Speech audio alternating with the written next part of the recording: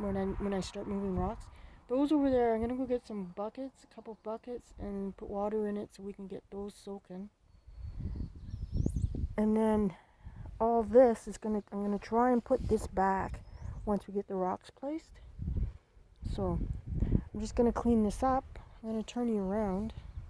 Okay, so this guy, what we're gonna do, I want to place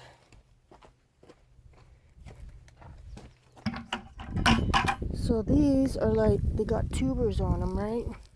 So there's some sort of a lily or something, I don't know. So I'm just gonna sit them in there. That way, so there's a lot. I'll be able to split all this up into the bed, right?